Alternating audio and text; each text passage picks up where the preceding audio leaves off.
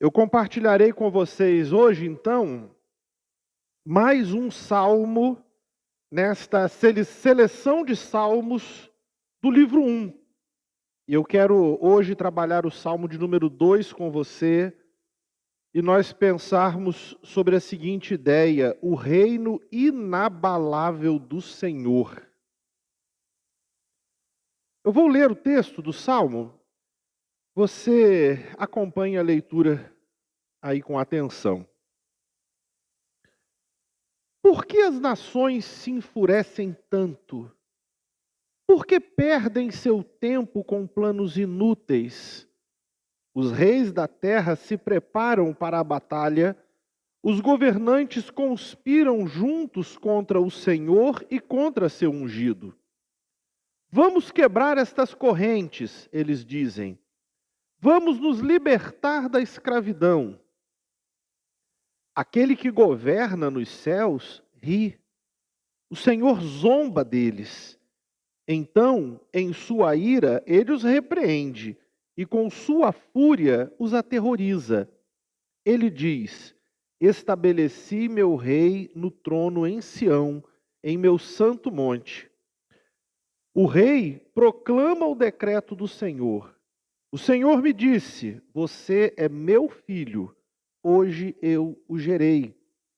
Basta pedir e lhe darei as nações como herança, a terra inteira como sua propriedade. Você as quebrará com cetro de ferro e as despedaçará como vasos de barro. Portanto, reis, sejam prudentes, aceitem a advertência, governantes da terra. Sirvam ao Senhor com temor, alegrem-se nele com tremor. Sujeitem-se ao Filho, para que ele não se ire e vocês não sejam destruídos de repente, pois sua ira se acende num instante. Felizes, porém, os que nele se refugiam. Meus irmãos, este salmo de número 2 é um salmo que aponta para o Messias e para as oposições que ele enfrentaria, mas também aponta para a sua vitória final. Este foi um salmo escrito por Davi. Embora não haja um título neste salmo com esta informação da sua autoria, quando nós olhamos para o Novo Testamento, lá no livro de Atos, este salmo é citado como sendo um salmo de Davi, não é? Então, essa autoria de Davi parece ser realmente aceita com naturalidade, pelo menos o foi pelos cristãos ali no primeiro século.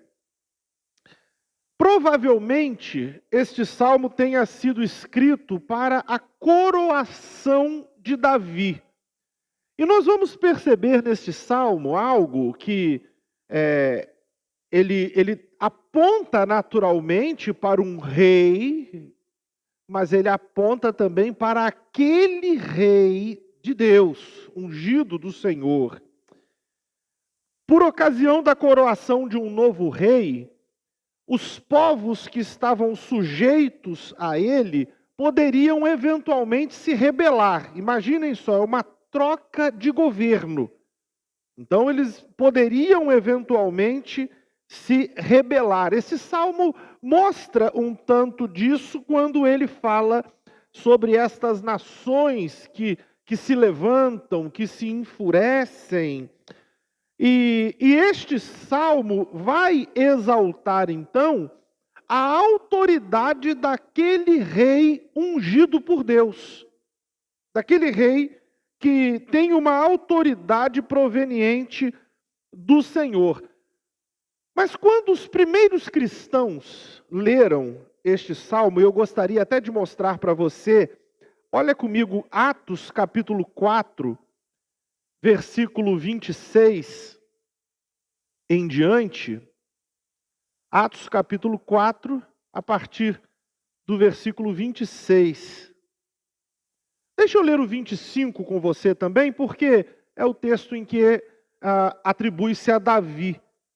Diz assim: falaste muito tempo atrás pelo Espírito Santo nas palavras de nosso antepassado Davi, teu servo. Por que as nações se enfureceram tanto? Por que perderam tempo com planos inúteis? Os reis da terra se preparam para guerrear, os governantes se uniram contra o Senhor e contra o seu Cristo. Vocês percebem que é a citação do Salmo 2, não é? E atribuído a Davi, como eu disse para vocês. Mas aqueles primeiros irmãos ali, os primeiros cristãos, e aqui Lucas faz uso disso, olha o verso 27. Comentando agora, ele diz assim: de fato, isso aconteceu aqui, nesta cidade, pois Herodes Antipas, o governador Pôncio Pilatos, os gentios e o povo de Israel se uniram contra Jesus, teu santo servo, a quem ungiste. Olha que interessante isso, né? Eles pegam e aplicam as palavras desse Salmo 2 ao Senhor Jesus. Ele como sendo este servo ungido do Senhor.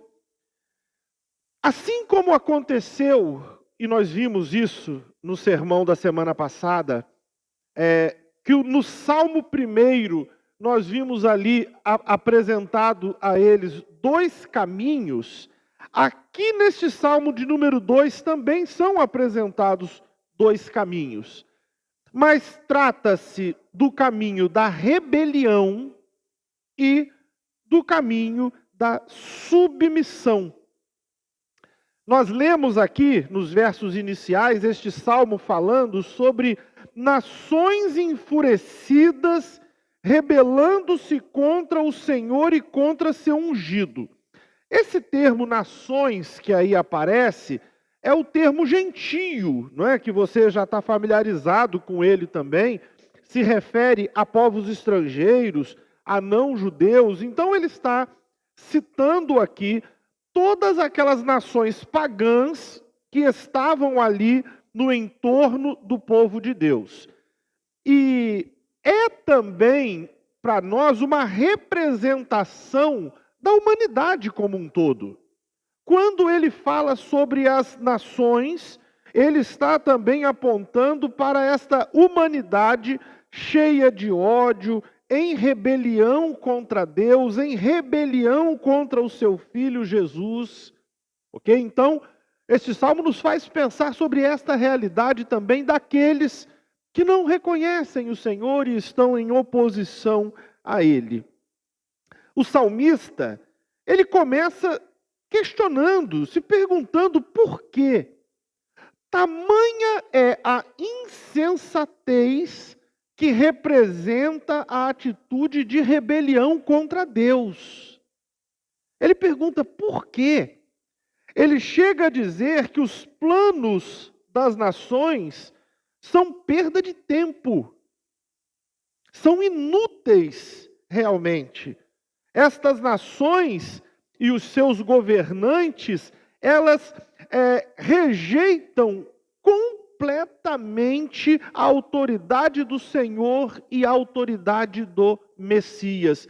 E por causa disso, como diz o verso 2, preparam-se para a batalha, conspiram contra o Senhor, eles acabam agindo de muitas formas. O que nós vemos ainda hoje quando nós olhamos para o mundo que não reconhece o Senhor e sua autoridade? Eles traçam planos, eles criam leis, eles vociferam contra o Senhor, externando a sua rejeição, explanando essa sua rejeição. Dizem eles, como se vê aí no versículo 3, vamos quebrar estas correntes, vamos nos libertar da escravidão. Acabam pensando que a liberdade está em se afastar de Deus. acabam pensando que serão livres se puderem se afastar de Deus. Mas são tão livres quanto um peixe que imaginasse que estaria livre se ele saísse da água. Não estaria livre. Estaria morto. Estaria morto.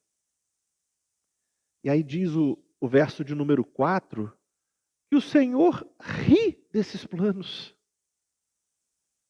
O Senhor ri desses planos.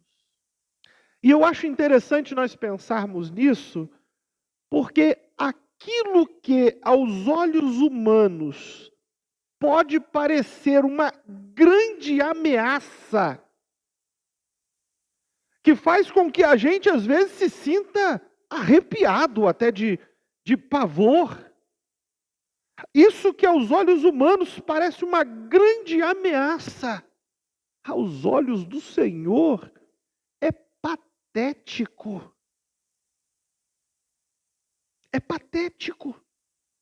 O Senhor olha para essas conjecturas, para essas confabulações. Eu achei muito curioso o que eu vi há poucos dias atrás.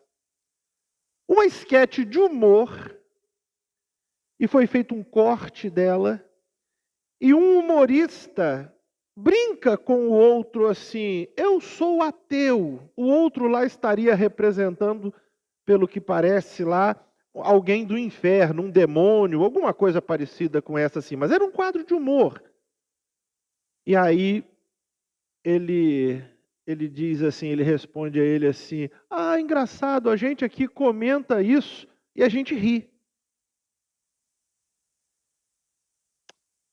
Deus olha para essas loucuras, pretensões, arrogâncias do ser humano, e o Senhor ri delas.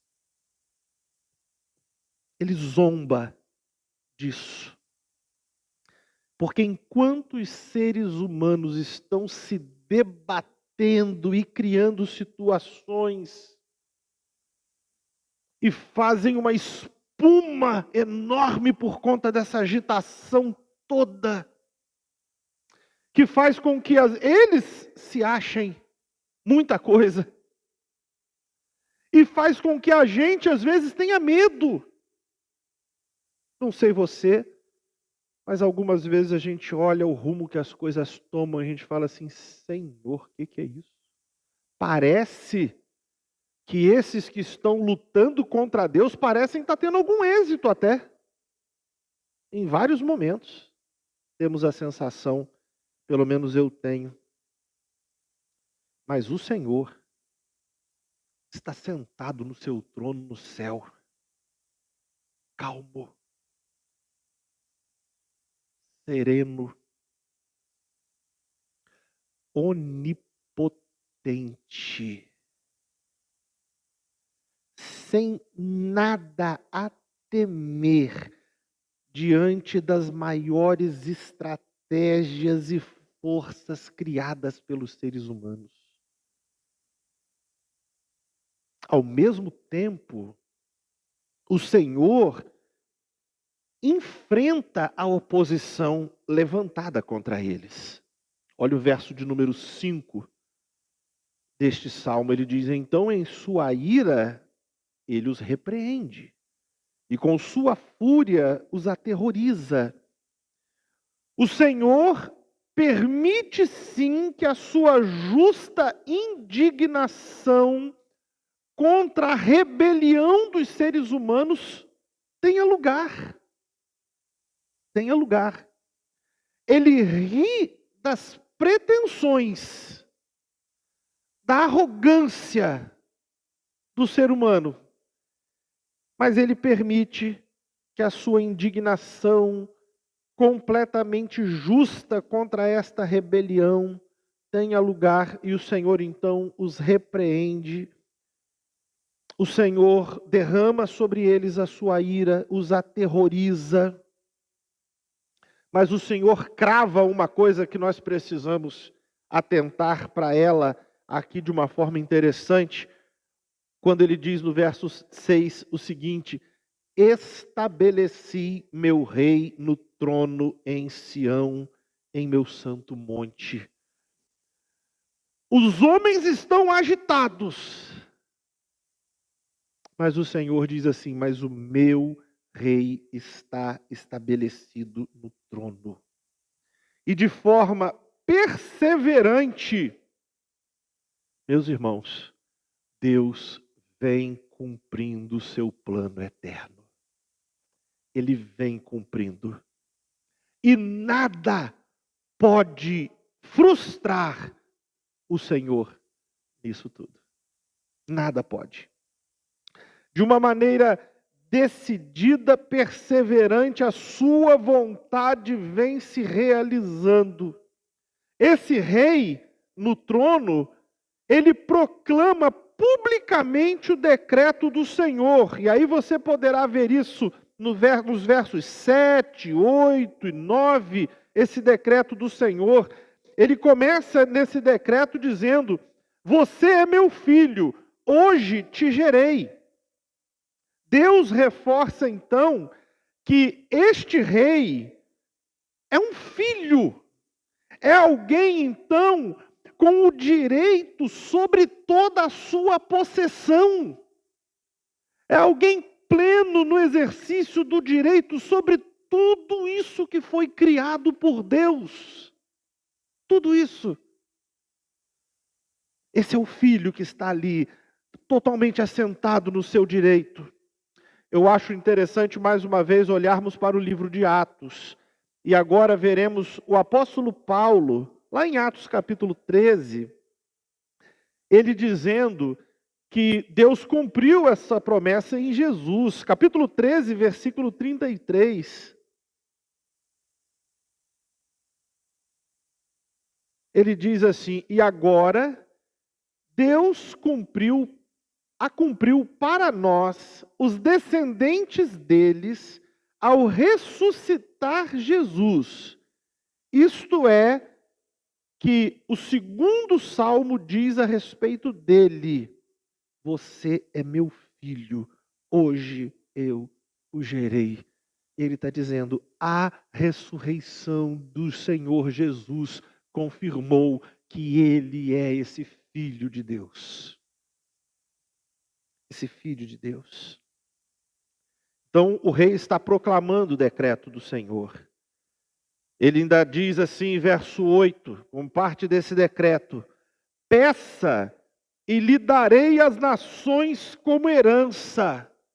Ele mesmo foi estabelecido para reinar sobre todos, mesmo sobre aqueles que hoje estão em rebelião.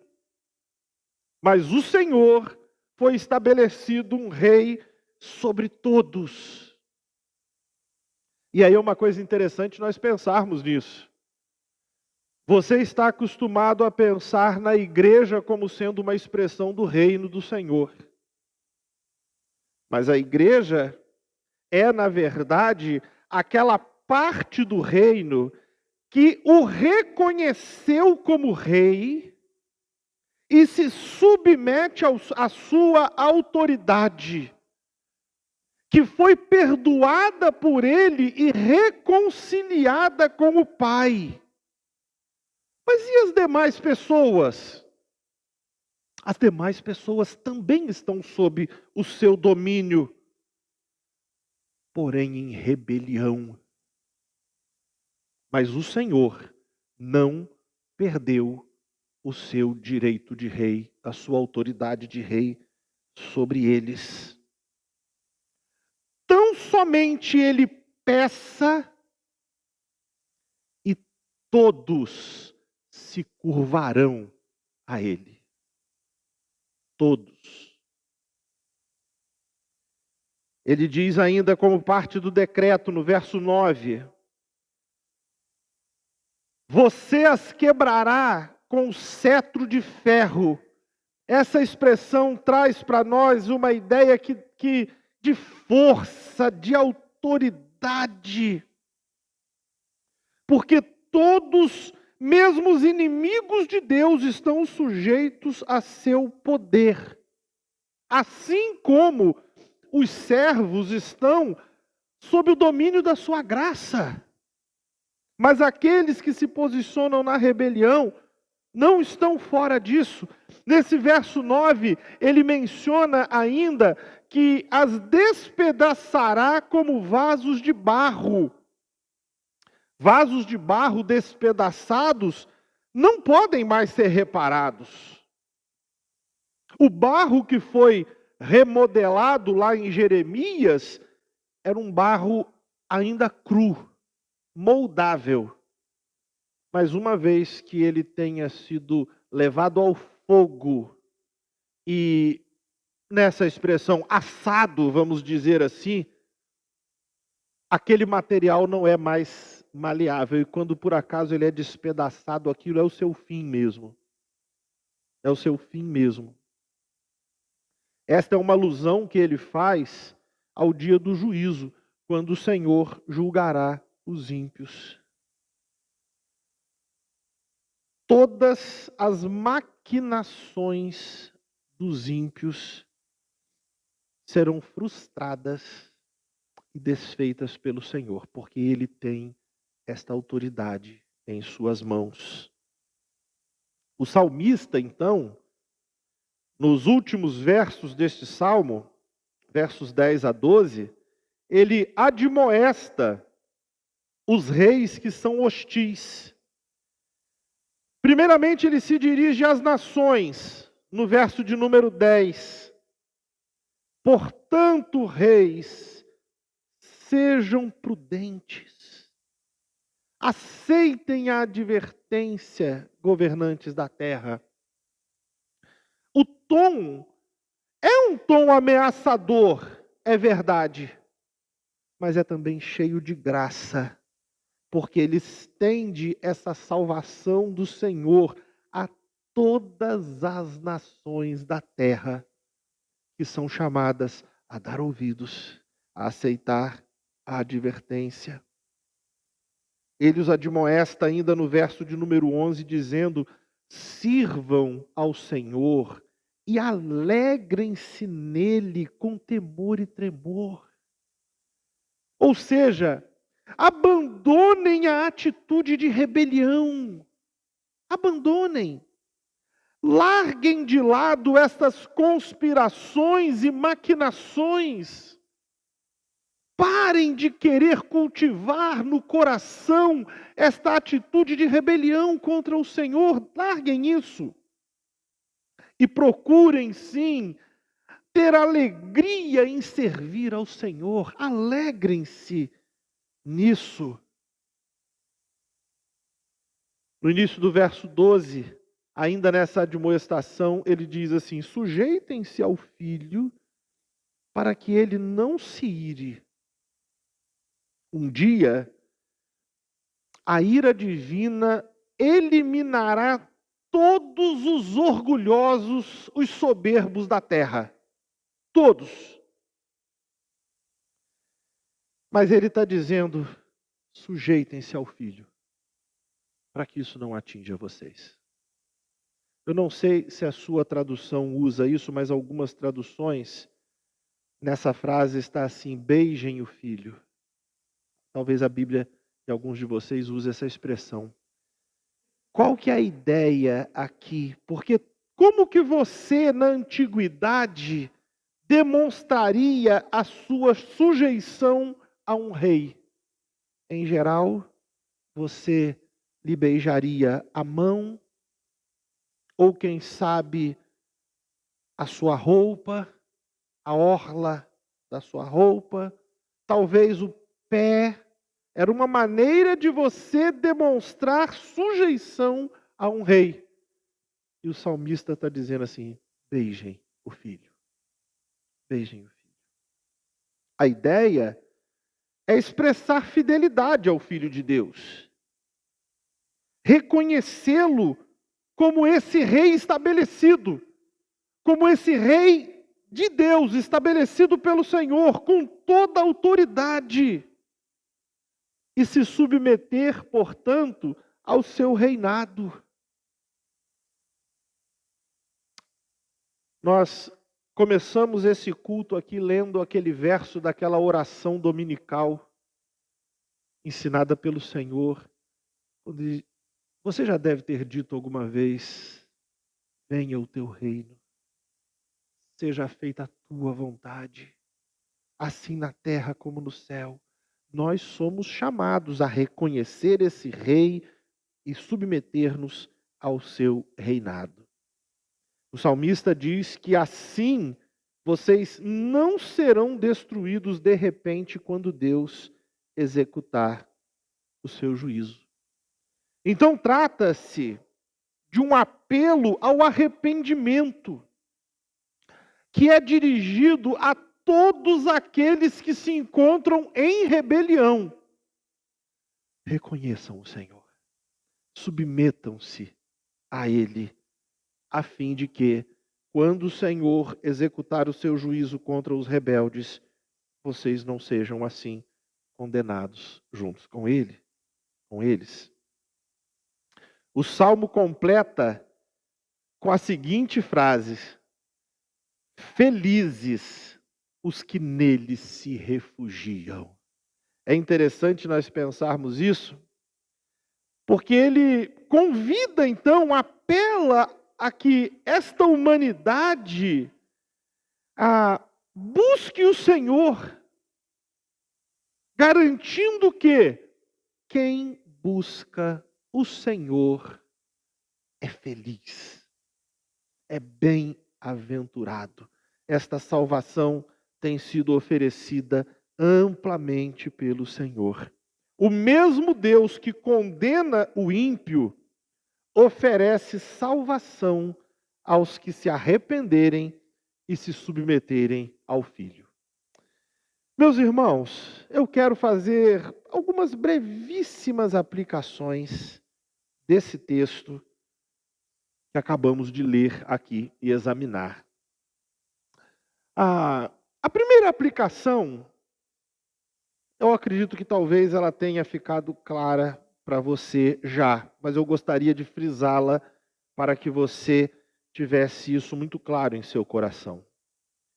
Ainda que o mundo ímpio se rebele contra Deus e contra o Senhor, todos os seus planos são insignificantes da perspectiva de Deus.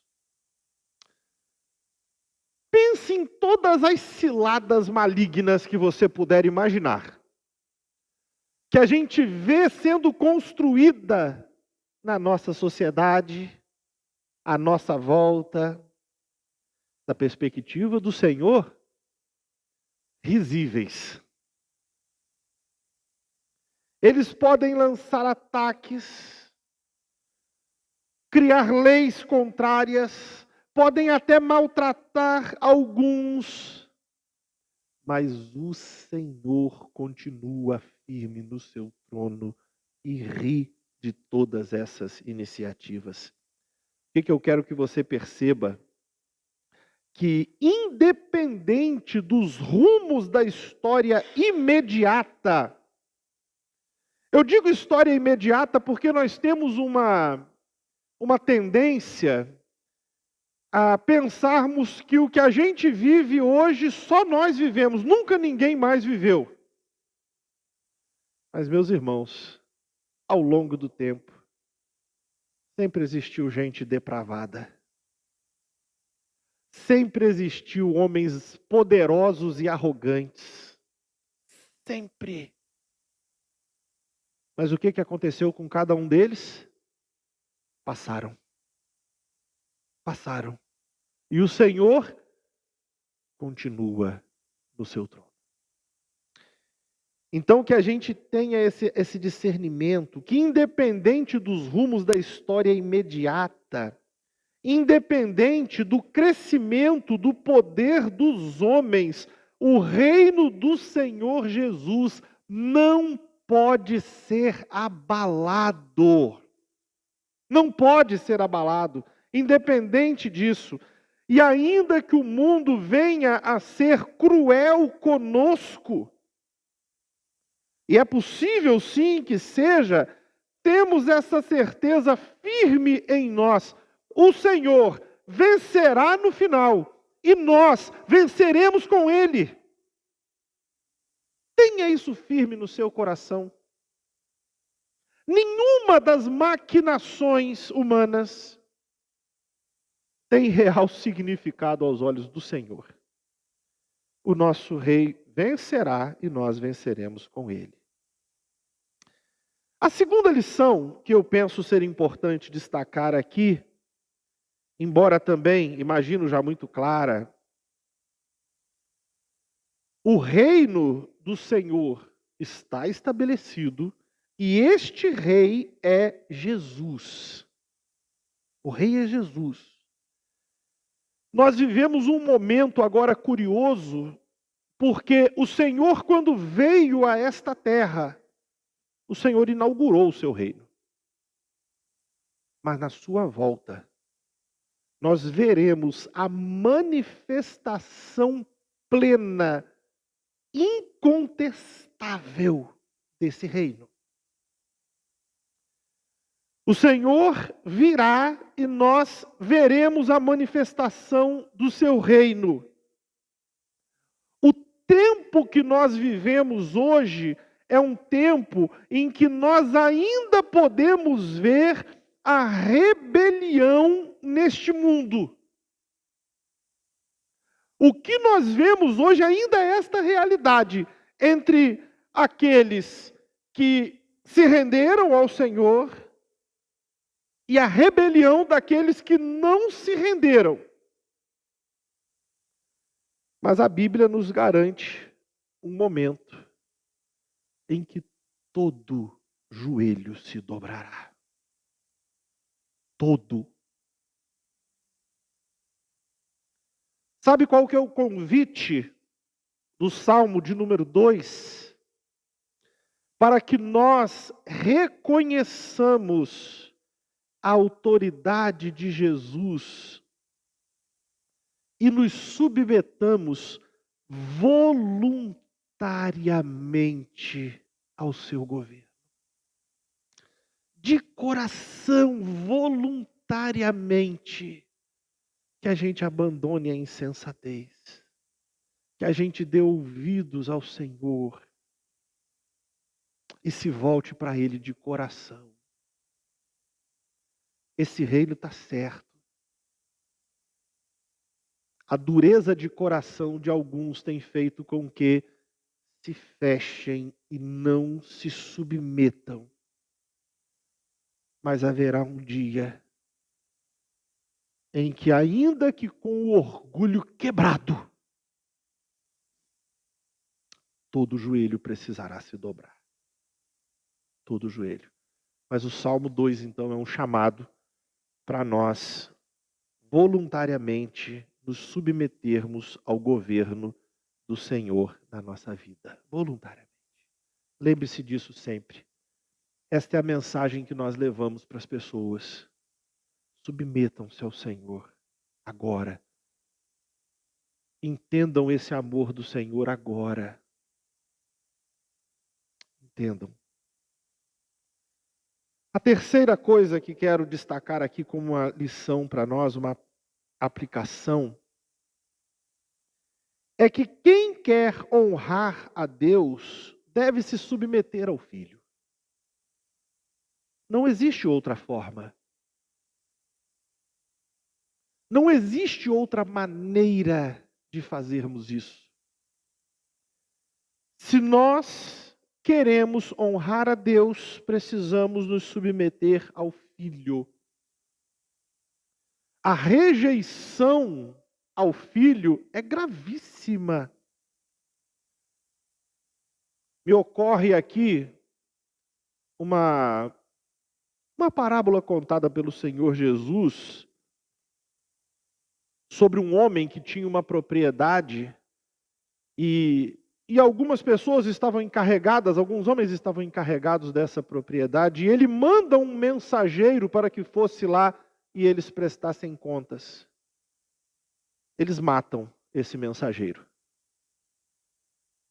Esse primeiro mensageiro, por assim dizer, os primeiros foram os vários profetas que Deus mandou ao seu povo e que foram atacados por ele. Até que esse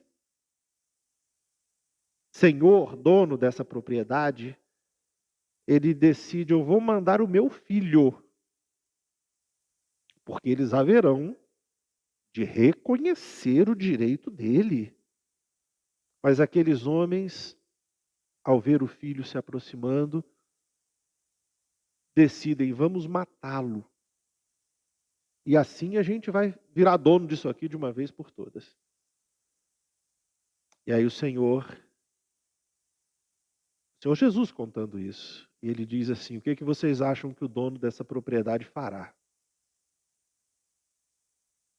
Ele virá, e ele agirá com terrível rigor contra esses servos. Se nós queremos honrar a Deus, nós precisamos nos submeter ao Filho. Somos chamados a uma vida de submissão e de obediência ao Filho de Deus, a Cristo Jesus. Ele é o caminho para o Pai. Isso foi o que ele disse, João registrou isso lá no capítulo 14, versículo de número 6. Jesus disse: eu sou o caminho, a verdade e a vida. Ninguém pode vir ao Pai senão por mim. Algo com o mesmo teor nós vamos encontrar em Atos capítulo 4, verso 12. Na pregação do apóstolo Pedro, ele diz assim: não há salvação em nenhum outro. Não há nenhum outro nome debaixo do céu em toda a humanidade por meio do qual devamos ser salvos. Nós precisamos fundamentalmente demonstrar a nossa fidelidade ao Filho, seguindo, obedecendo, submetendo-nos a Ele. Quem quer honrar ao Pai, honrar a Deus, precisa se submeter ao Filho. E finalmente, a última coisa que eu quero destacar aqui como aplicação dessa passagem é que é uma tremenda alegria reconhecer a Jesus como Rei e se submeter a Ele em seu reino. É uma tremenda alegria, é uma coisa maravilhosa. O salmista convoca: alegrem-se nele, alegrem-se nele. Descubra o prazer e a alegria que há nele. Ele mesmo dá testemunho de que quem se refugia no Senhor é feliz, é bem-aventurado. Então, meus irmãos, esta alegria está diante de nós e é de fato algo que é maravilhoso mesmo. Nós somos chamados então a deixar o caminho da rebelião e trilhar o caminho da submissão ao Senhor. Trocar esse paradigma na nossa vida. Deixarmos de viver em rebelião para vivermos em submissão. E há, de fato, uma abundância de vida nesse caminho. Eu quero encerrar lendo com vocês o texto de Colossenses, capítulo 1. Colossenses, capítulo 1, versos 11 a 14.